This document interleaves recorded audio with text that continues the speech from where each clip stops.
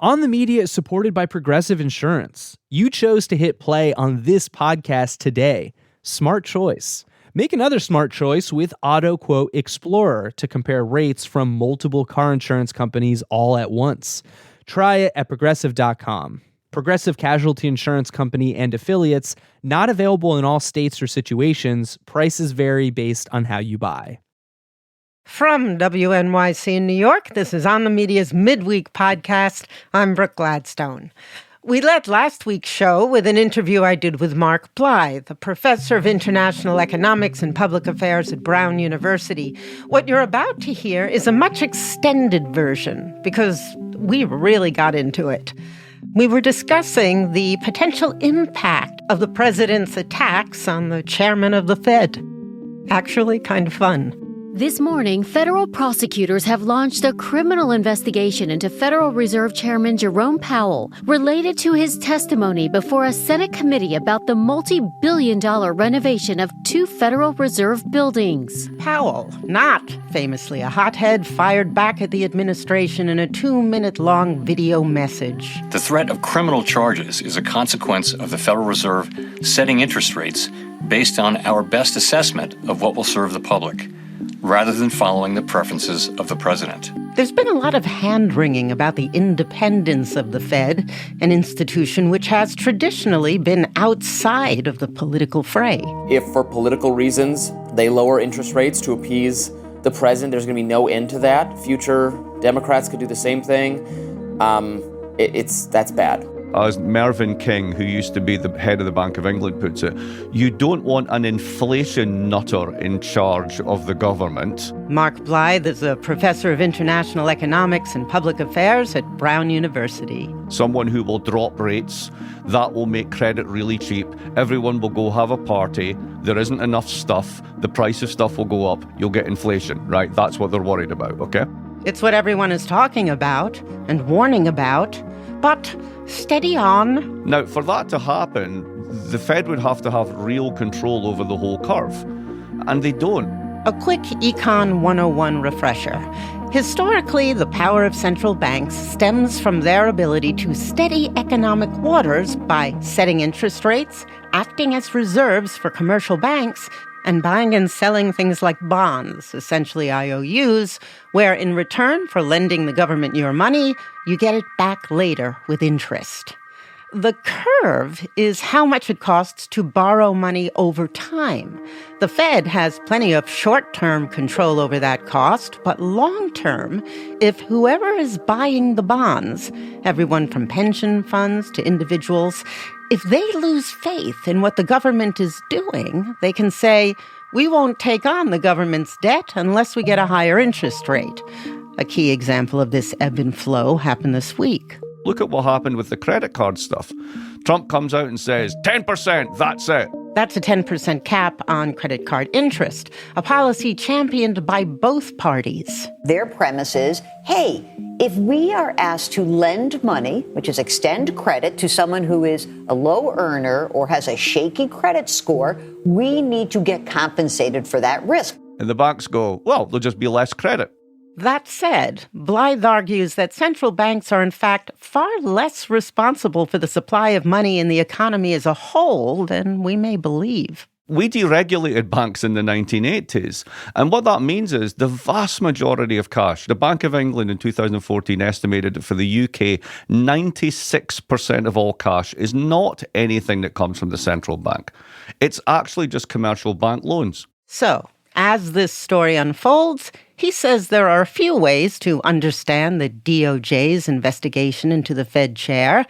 Yes, it could be an authoritarian power play or a Trumpian distraction, but he favors another reason, that this is a story about a trend, the slow decline of the power and independence of central banks everywhere. Hey there, it's good to see you again. So let's start with why we even have a central bank. Money is private. Basically, for years, for centuries, for millennia, people have been offering different tokens to each other as money. And the problem with this is it tends to be unregulated. Nobody knows how much is in circulation. People lose faith in it. You get panics, you get crashes. And ultimately, the authorities don't like this because if you're the state and you want to do things like tax people on a regular basis or raise money to go off and have a war with the Dutch or something, it's a bit of a pain if your financial markets keep collapsing. So you invent this thing and you basically provide two things: emergency liquidity to the market. When everybody else is selling, you're buying, trying to stop everyone withdrawing their cash all at once, right? And the other thing that you do is you basically set the price of money, what we call the interest rate, how much that costs to borrow, which gives them an enormous amount of power and leverage.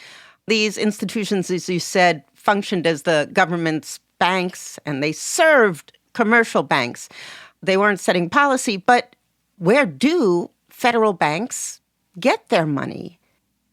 So this is where it gets really interesting, right? If you pick up any economics textbook, what it'll tell you is this is how we make money.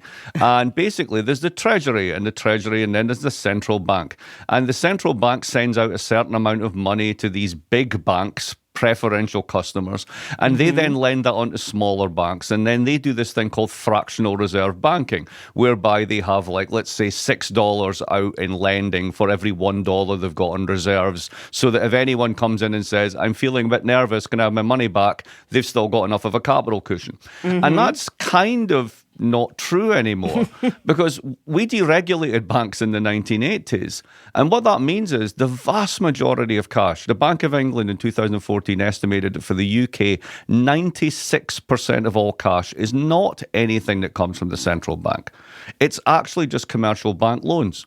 So I'm going to make an assumption, Brooke. I'm going to make an assumption that you like high-powered motorcycles. Oh, yeah. Every weekend, up and down Long Island, right? Cylinders out the wazoo. You got it, right? And these things cost a few quid. So basically, you go to the bank and say, I'd like to buy a Ducati 750. And they go, of course. And they hand you the money. And when they do that, they create money. That's the money that's created. And when you pay back the loan, you're destroying money. So the vast majority of money in the world is not central bank money, it's commercial bank credit. So you're creating money by putting it out into the world, and you're destroying it by putting it back in the bank. In the bank. You got it, exactly. So where does the central bank fit into this? The central bank basically produces reserves on demand for these banks, just in case they've lent out a little bit too much and they get a bit nervous about people coming in and asking for the money back. Okay, but the central bank money, as a general rule, it isn't being just printed in the garage. It comes from doing things with the commercial banks, like buying government securities and selling government securities. All right, so why do you have a bond market? You have a bond market because at the end of the day, governments don't actually fund everything through taxes. What they'll do is they'll say to the public, look, Brooke, rather than buying that motorbike, why don't you just give me money for 10 years? And I'll guarantee you the 10,000 you would have spent in the motorbike will give you the whole thing back, and I'll give you an interest payment on top of that. It's the safest investment you can make. So what governments provide through the bond market is not just a source of government financing, it's safe assets for the financial sector. And those safe assets basically underlie all of the credit transactions that we've got in the economy, whether it's credit cards, whether it's your pensions. One of the things I like to point out to people is if you halved the national debt, you'd cause a financial crisis. Because half of the safe assets in the world would disappear and the cost of credit would go through the roof. But also, you can use securities to essentially expand or shrink the money supply, what you call creating or destroying money. Yeah, but again, actually the money supply really isn't controlled directly by the central bank because it's commercial banks. I mean, think about it this way. Is Bitcoin money? We could have a whole debate about this, right? But the fact is you can spend it. Stable coins. We're about to do a big thing on stable coins. That is money that's created by the private sector. It's got nothing to do with the central bank, right? So again, like the way that we think about this is kind of almost like 19th century, but what's actually happening in credit markets is really quite different. I just want to comprehend this big argument that says if the central bank falls to the whims of a single person with an extremely short-term objective, which is winning the midterms in the current case. It could destabilize the world. Could it? I'm not quite sure that it's really that important. Now, if the argument is, as Mervyn King, who used to be the head of the Bank of England, puts it, you don't want an inflation nutter in charge of the government, someone who will drop rates, that will make credit really cheap, everyone will go have a party, there isn't enough stuff, the price of stuff will go up, you'll get inflation, right? That's what they're worried about, okay? Now, for that to happen, the Fed would have to have real control over the whole curve. And what's the curve? What you pay in interest the further out you go in duration, in time. So like a 1-year bond, a 3-year bond, a 10-year bond, right? And they don't, because there's this big thing we talked about called the bond market. But who's in charge of the bond market? The bond market. And the bond market is everyone from pension funds and other institutional investors to But they're not the ones who create the bonds. No, they're not, but they're the ones that buy and sell them, and that's what determines the price, which is known as the interest rate on the bond. Okay. So at the end of the day, you know, the government increasingly funds itself through short-term debt, basically buying and selling treasuries at the front end of the curve, the short end of the curve. The long end of the curve is set by global and local investors. If they lose faith in what the government's doing, they will demand more interest to hold that debt. So you might cut it on the front end, but it goes up on the back end. And it's not clear that even if you cut it on the front end, this stuff goes through. Look at what happened with the credit card stuff. Trump comes out and says, 10%, that's it. And the banks go, well, there'll just be less credit.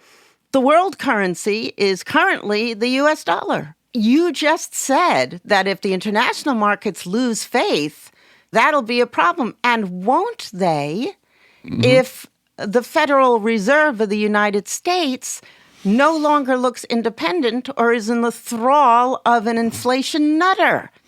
All of that is true, but you need to put this in a historical perspective a little bit.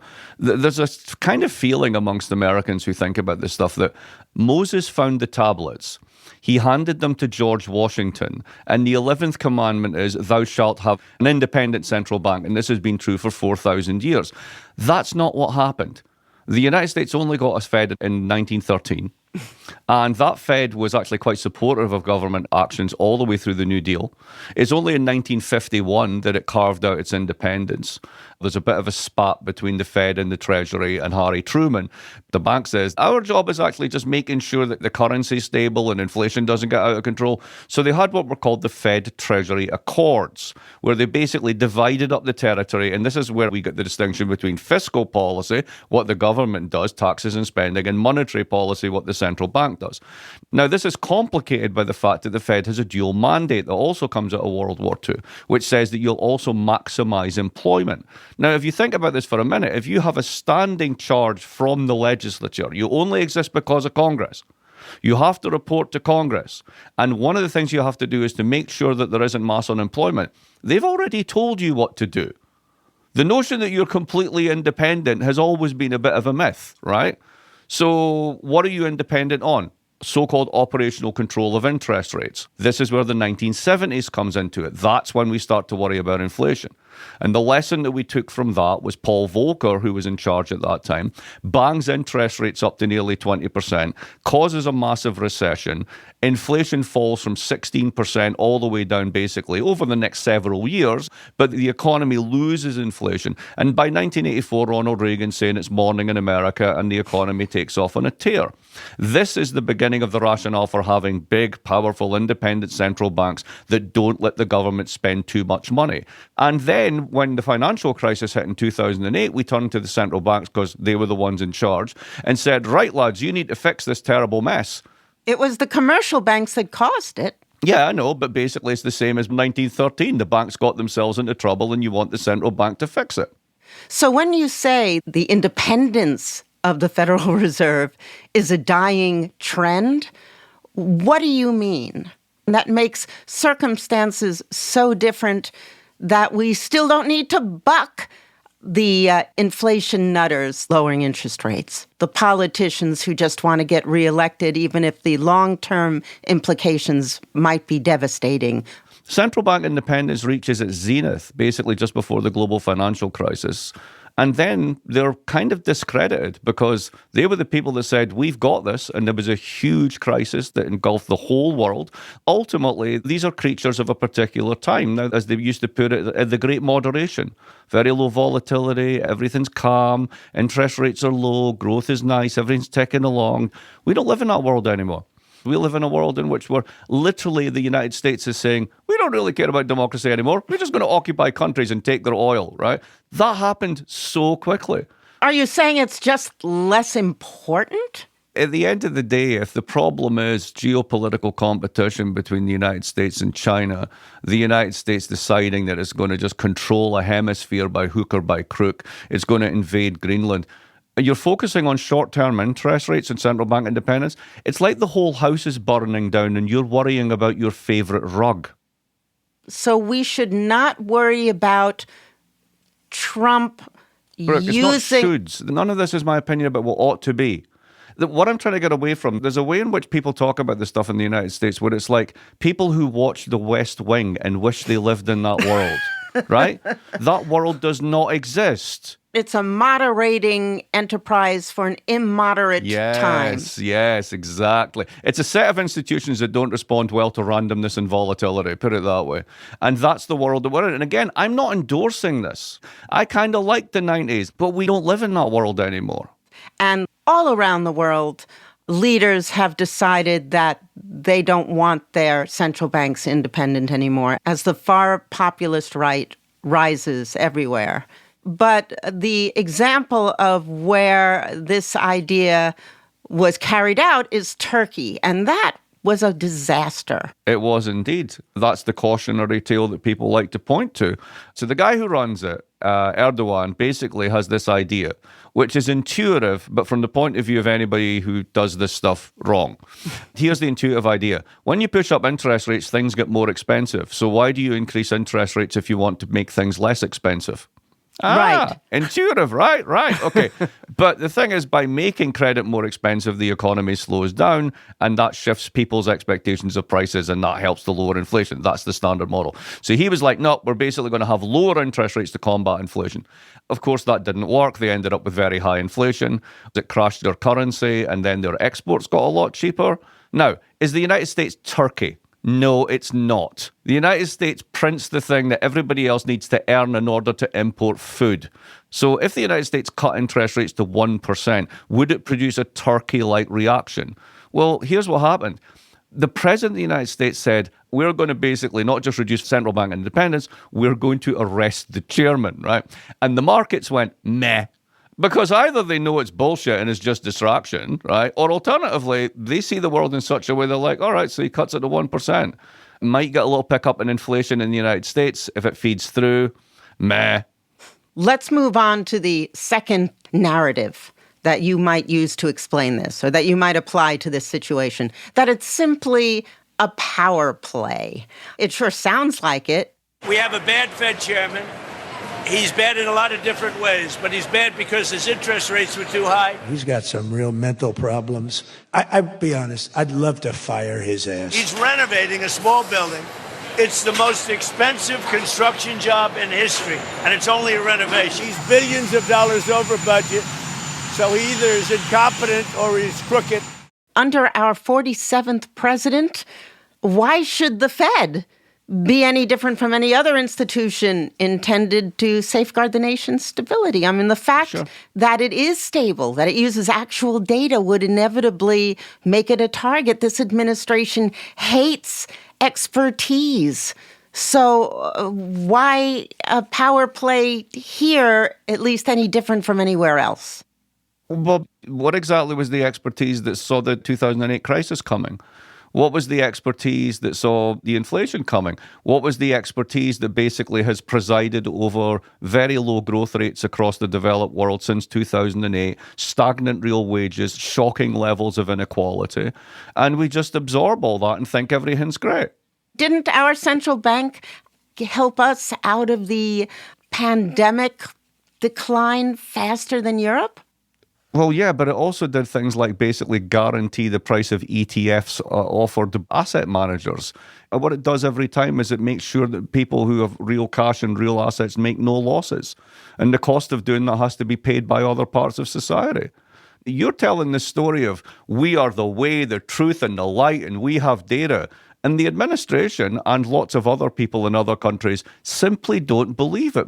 Now, the contradictions in this coming from this administration are absolutely massive because, of course, they do billionaire tax cuts. They basically get their rents from Silicon Valley. So the notion that these guys are in any way genuine economic populists is at best questionable. But nonetheless, the strategy is clear. It's not that we hate expertise. We simply don't believe that these independent agencies will do what we tell them. What does that mean for our economy if it's left to the manipulations of presidents who want to stay in power no matter how much people suffer in the long term? Or are you saying that the Fed it just isn't that powerful? Is it important to have a central bank that basically does bank regulation well and makes sure that the credit system doesn't blow up? Yeah, hell yeah, absolutely. But what we've done is this weird thing where we've made the head of the Fed the most important economic person on the planet. And whatever they do is the most important thing. And that is simply not the case. So this is a power play because Trump believes in the Fed's power. Because the Fed is the titular, observable, obvious institution in which to say, if you push this over and put your yes man in charge, you're signaling to every other independent agency in the government, you will now do what I say. It's like going into the prison and beating up the big guy. Exactly. Exactly. That's it. Yeah. Take the bologna sandwich, slam it on the floor, headbutt him and walk out. That's pretty much it. Trump may not get his way. Multiple Republicans have gone on record saying that the Fed's independence is important. North Carolina's Tom Tillis on the Senate Banking Committee is an important guy. He said he's ready to hold up all Fed appointments until this thing with Powell is, quote, resolved, which I think means Trump has to back off. Maybe it's not a well-thought-out power grab? Here's the last possibility as to what this is. You fell for it again, Brooke. The distraction. It's flood the zone. Look, we've done nothing but talk about these distractions, how this administration has flooded the zone in the first 12 months, and the last time around, it's an absolutely real and relevant tactic. But Americans do consistently vote with their wallets. Americans increasingly disbelieve that Trump can handle the economy. But what exactly is Powell being arrested or whatever got to do with any of that? Powell and the central bank, all of that is conflated with the whole notion of affordability and controlling prices and so forth. You think that's not how the public perceives it? Half the public couldn't tell you what the central bank is if their life depended on it. Well, that's true, but they've seen the headline. Bad for the economy. Okay, so they believe all headlines then, in which case they should just believe Trump, right? All right. Venezuela, right, may be a distraction option because you don't get to run a country by kidnapping a guy and his wife and saying, we now run things, right? You actually need to go run things. And basically saying, we're going to arrest the Fed chair when you know that you're not going to arrest the Fed chair, strikes me as just another distraction. This entire thing could literally just be, what do I do this week to stay in the headlines? So, let's consider that all three of your stories about what's going on now are correct.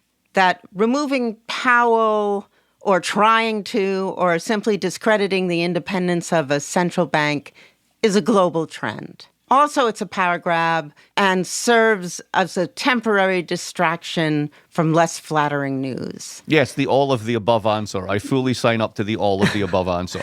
How should people watch this story, if not for the politics, than for their pocketbooks? My recommendation is don't watch it at all. I hate to say that, particularly to a media show, but basically it's toxic. There's lots of things to be worried about that will definitely impact your pocketbook. Let's go back to groceries. Groceries are up 20% from where they started at the beginning of the pandemic, and they're not coming down. And there's nothing that the central bank can do about that. It's not a central bank problem. Like, cut interest rates to 0.5%. It's not going to make the price of carrots any different. I know we're looking for reasons, we're looking for solutions in this incredibly volatile and complex moment. And it doesn't help that we have an administration whose policy seems to be, is that a fire? I've got a bucket of gasoline, right? try and just focus on sort of the things that actually are real rather than the things that are kind of just either wacko theories, possibilities, or just distractions. And I know it's hard to filter out. Your job in the media is to basically go after every story, and every story could be real. Not our job. This is the second week that we've worked on just trying to figure out what the hell is going on here. There are a few branches of the media that try to do this, but the day-to-day job is basically what's going to be the headline tomorrow, and these guys supply the headlines. You should be skeptical of that. So, with regard to the central bank, sum it up in a couple of sentences, your general disdain for the overcoverage. Yeah, it's not even just, I mean, like, great respect for central banks and central bankers. Many of my friends are central bankers, right? I'm going to put it this way. Independent central banks. You can't live with them. You can't live without them, right? I mean, they're really important institutions. There's a reason that almost every country has one. If you have money in banking and credit, chances are you'll have a central bank to keep them in line and make sure it doesn't blow up. The mistake that we made, if we made a mistake, was to basically treat these guys as the masters of the universe. And they're not. They're just people that can push around the price of money. And when things are really stable and things are going well, that's kind of cool. That's great, because it means no, you don't have to do much and they can look after it and everybody makes money. It's all fine, right? And then when it's no longer like that, remember we did that episode called The Sigh? Mm-hmm. Do you remember The Sigh, right? Yes, I do. Right? Exactly, right? So when you get to the time when people stop getting together and laughing and joking and drinking and get together and go, right? That's the world we're in now. And that's when basically shoving around the short end of the curve and mucking around with interest rates. Again, it's about worrying about that rug that's on fire when the rest of the house is burning down. We will never rid ourselves of masters of the universe.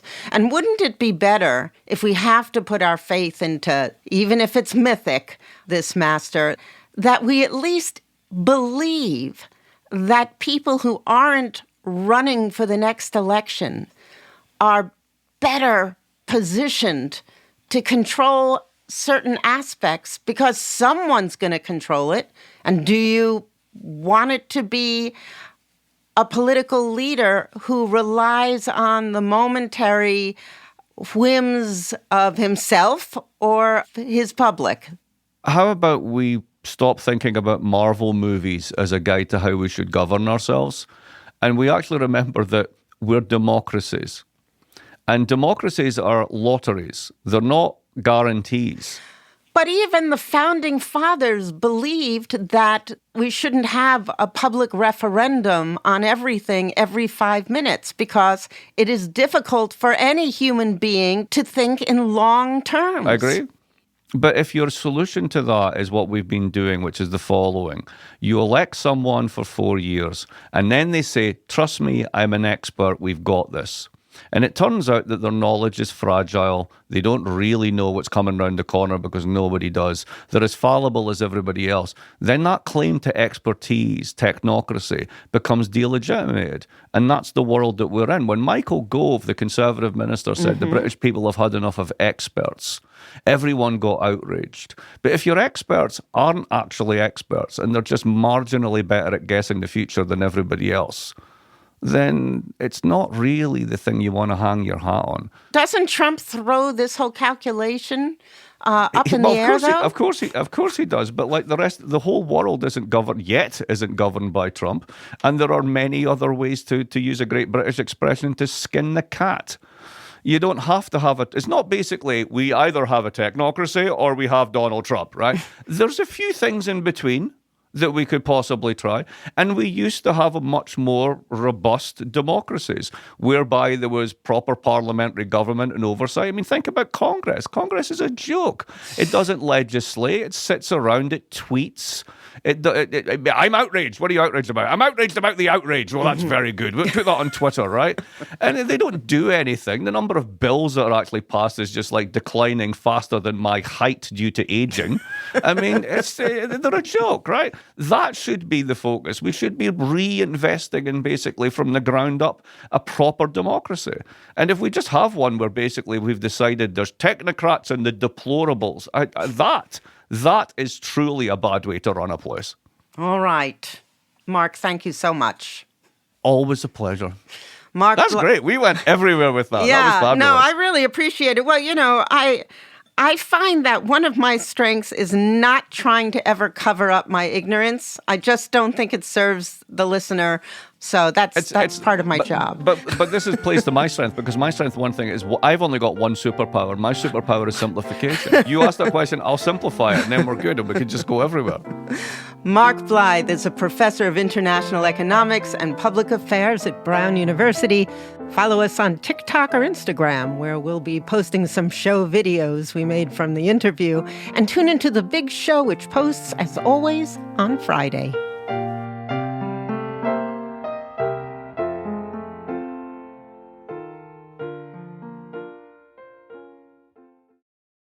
NYC Now delivers breaking news, top headlines, and in-depth coverage from WNYC and Gothamist every morning, midday, and evening. By sponsoring our programming, you'll reach a community of passionate listeners in an uncluttered audio experience. Visit sponsorship.wnyc.org to learn more.